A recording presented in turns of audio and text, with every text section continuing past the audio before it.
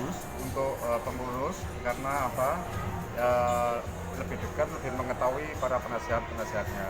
Jadi ketika ada persoalan-persoalan maka penasihat GMGM ini bisa memberikan masukan-masukan kepada pengurus atau ketua sama jajarannya.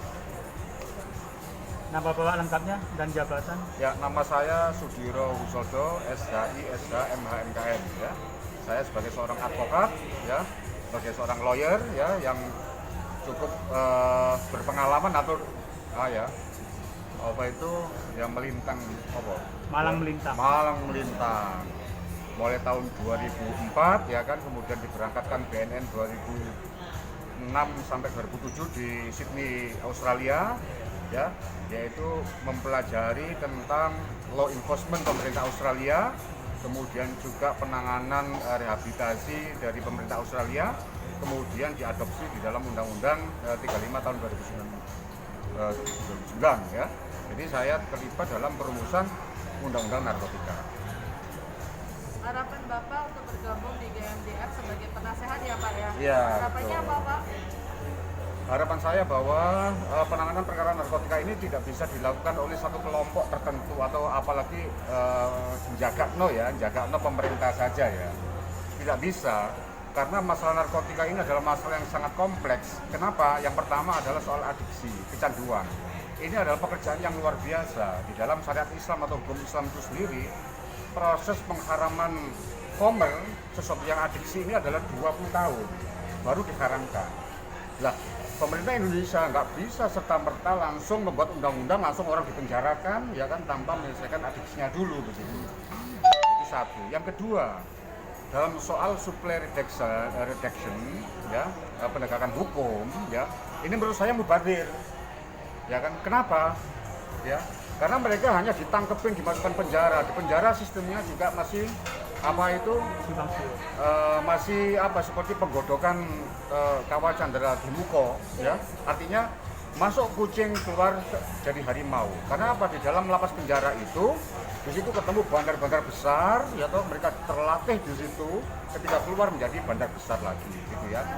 Dan yang ketiga, bahwa narkotika ini adalah bisnis yang sangat menggiurkan, besar sekali keuntungannya. Harga emas 1 gramnya 500 sampai 1 juta ya. Sabu-sabu berapa? 1,5 juta per gramnya. Kalau kualitas terbaik misalnya Blue Ice bisa 3 juta.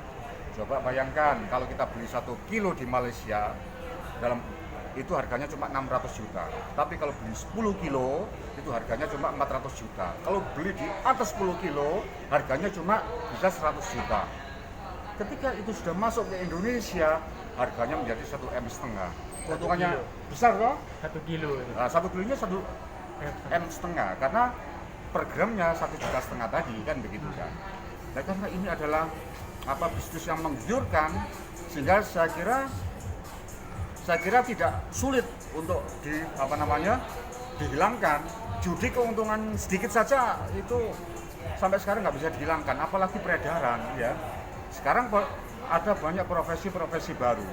Contoh misalnya kurir, memindahkan barang 1 kilo dari tempat satu ke tempat yang lain itu 10 juta per kilo. Tapi kalau dia bawa tas punggung isi 10 kilo, sudah berapa dapat? Ya, dapat 100 juta. Pekerjaan apa memindahkan barang dari satu tempat ke tempat lain keuntungannya 100 juta? Maka disinilah kenapa narkoba tidak akan pernah selesai. Harapan Bapak gimana?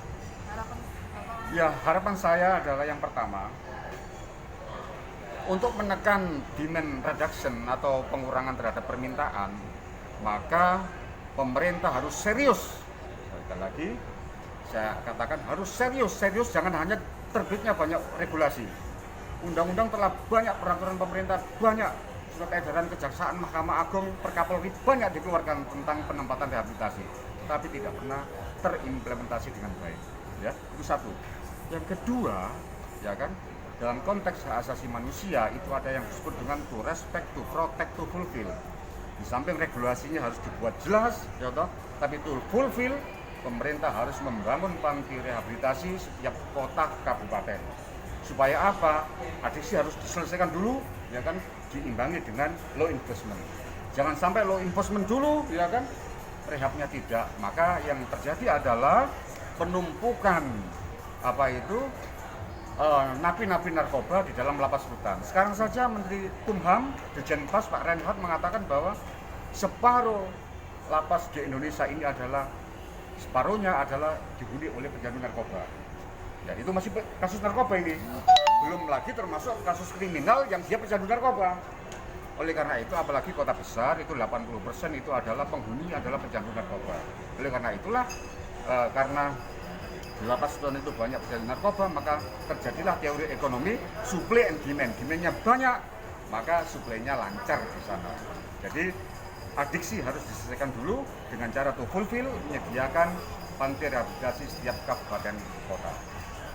Menurut Bapak untuk giat yang akan dilaksanakan oleh BNNK bersinergi dengan GMDM yaitu kampung atau kelurahan bersinar, menurut pendapat Bapak gimana Pak?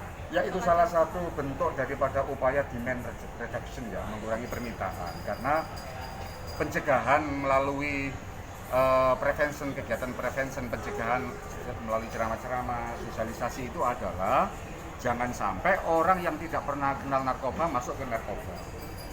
Jadi tujuannya itu di sini untuk yang ceramah-ceramah, sosialisasi. Jadi membentengi kampung itu supaya jangan sampai ada pengguna narkoba. Seandainya ada pengguna narkoba, ya, maka itu diobati, diselesaikan supaya tidak agresif lagi. Jadi saya kira itu adalah salah satu bagian untuk mengurangi permintaan atau penggunaan narkoba. Terima kasih Pak. Pak, nomor WA-nya Pak.